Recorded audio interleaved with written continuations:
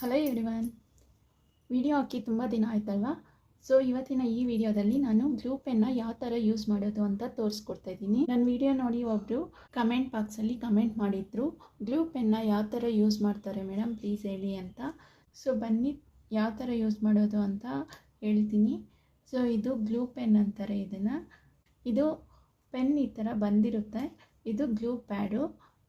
ಇದರಿಂದನೇ ಇದನ್ನು ಸ್ಟಿಕ್ ಮಾಡಿ ನಾವು ಕುಂದನ್ಸ್ನ ಸ್ಟಿಕ್ ಮಾಡೋದು, ಬ್ಯಾಂಗಲ್ಸ್ಗೆ ಮಾಡೋದು. ಒಬ್ಬೊಬ್ಬರು ಒಂದೊಂದು ಥರ ಮಾಡ್ತಾರೆ. ಸೊ ಈ ಗ್ಲೂ ಪೆನ್ನ ಯಾವ ಥರ ಯೂಸ್ ಮಾಡೋದು ಅಂತ ನಾನು ಈ ವಿಡಿಯೋದಲ್ಲಿ ತಿಳಿಸ್ಕೊಡ್ತಾ ಇದ್ದೀನಿ. ನೋಡಿ, ಈ ಥರ ಗ್ಲೂ ಪ್ಯಾಡ್ ಇರುತ್ತೆ. ಇದಕ್ಕೆ ಸಣ್ಣ ಒಂದು ಈ ಪೆನ್ಗೆ ಬರೀ ಹೋಲ್ ಅಷ್ಟೇ ಕೊಟ್ಟಿರ್ತಾರೆ. ನೋಡಿ, ಕಾಣಿಸ್ತಾ ಇದೆಯಾ? ಈ ಥರ ಹೋಲ್ ಕೊಟ್ಟಿರ್ತಾರೆ. ಅದಕ್ಕೆ ನಾವು ಹೀಗೆ ಸ್ವಲ್ಪ ಅಷ್ಟೇ ಆ ಹೋಲ್ಗಾಗೋಷ್ಟು ಈ ಥರ ಎತ್ಕೊಂಡ್ರೆ ಆ ಹೋಲಲ್ಲಿ ಎಷ್ಟು ಬರುತ್ತೋ ಅಷ್ಟು ಮಾತ್ರ ನಾವು ತಗೋಬೇಕು.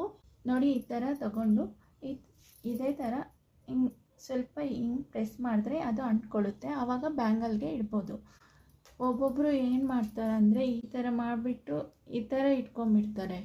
ಈ ಥರ ಮಾಡೋದು ತಪ್ಪು. ಈ ಥರ ಮಾಡಿದಾಗ ಏನಂದರೆ ಗಮ್ಮೂ ವೇಸ್ಟ್ ಆಗುತ್ತೆ. ಅದೇ ಥರ ಇದು ಹಿಂಗೆ ನಾವು ಈ ಥರ ಕುಂದನ್ಸ್ನ ಎತ್ಕೊಳ್ಳೋವಾಗ ಈ ಥರ ಬಂದುಬಿಡುತ್ತೆ. ಆವಾಗ ಮಾಡೋದ್ರಿಂದ ಈಸಿಯಾಗೇನೋ ಬಂದುಬಿಡುತ್ತೆ.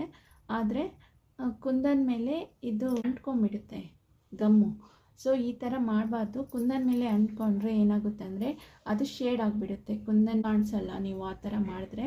ಈ ಹೋಲ್ ಇದೆಯಲ್ವ, ಇದರಲ್ಲಿ ಎಷ್ಟು ಬರುತ್ತೆ ಅಷ್ಟು ಮಾತ್ರ ಈ ಥರ ಗ್ಲೂ ಪ್ಯಾಡ್ಗೆ ಒಂದು ಕವರ್ ಬಂದಿರುತ್ತೆ. ಇದರಲ್ಲಿ ಎಷ್ಟು ಬರುತ್ತೋ ಅಷ್ಟು ಮಾತ್ರ ಈ ಥರ ತಗೋಬೇಕು. ನೋಡಿ, ಈ ಥರ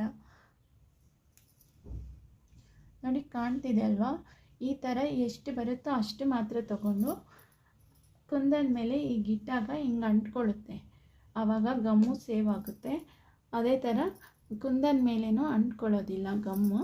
ಆಮೇಲೆ ಇದನ್ನು ಏನು ಮಾಡಬೇಕಂದ್ರೆ ನಾವೆಲ್ಲ ವರ್ಕ್ ಆದಮೇಲೆ, ಅಂದರೆ ಬ್ಯಾಂಗಲ್ಸ್ಗೆಲ್ಲ ಫುಲ್ ವರ್ಕ್ ಆದಮೇಲೆ ಈ ಪ್ಯಾಡನ್ನ, ಗಮ್ ಪ್ಯಾಡ್ ಇದೆಯಲ್ವಾ, ಇದನ್ನು ಒಂದು ಬಾಕ್ಸಲ್ಲಾಗಲಿ ಇಲ್ಲ pressing cover ಬರುತ್ತಲ್ವ ಇದರಲ್ಲಾಗಲಿ store ಮಾಡಿಟ್ಕೋಬೇಕು.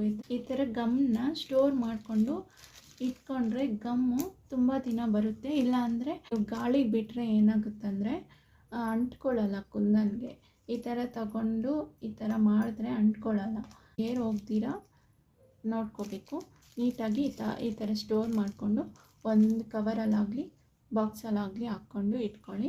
ಇಷ್ಟೇನೇ pen use ಮಾಡೋದು. ನೋಡಿ ಎಷ್ಟು ನೀಟಾಗಿ ಬರ್ತಾಯಿದೆ ಕುಂದನ್ಸು. ಅಷ್ಟು ದಪ್ಪ ತಗೊಂಡು ಆ ಥರ ಯೂಸ್ ಮಾಡಬೇಡಿ. ನೋಡಿ, ನೀಟಾಗಿ ಈ ಥರ ಬರುತ್ತೆ. ಇದಿಷ್ಟು ಅರ್ಥ ಆಯಿತು ಅಂದ್ಕೊತಾ ಇದ್ದೀನಿ. ಈ ವಿಡಿಯೋ ನಿಮ್ಗೆ ಇಷ್ಟ ಆಗಿದ್ದರೆ ಒಂದು ಲೈಕ್ ಮಾಡಿ, ಶೇರ್ ಮಾಡಿ. ಹಾಗೆ ನಮ್ಮ ಚಾನಲ್ನ ಯಾರೆಲ್ಲ ನೋಡ್ತಾ ಇದ್ದೀರಾ ಪ್ಲೀಸ್ ಸಬ್ಸ್ಕ್ರೈಬ್ ಮಾಡಿಕೊಂಡು ನೋಡಿ. Thank you for watching.